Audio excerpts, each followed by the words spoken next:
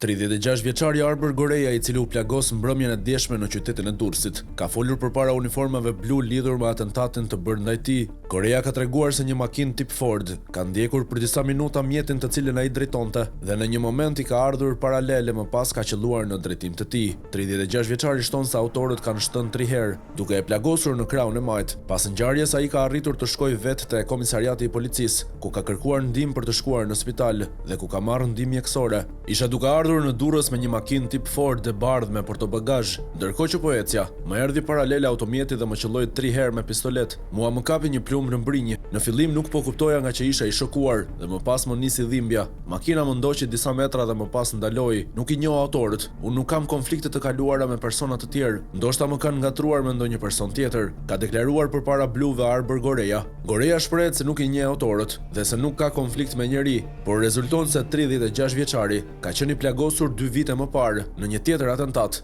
duke ngritur dyshime për përplasje të vazhdueshme mes palëve.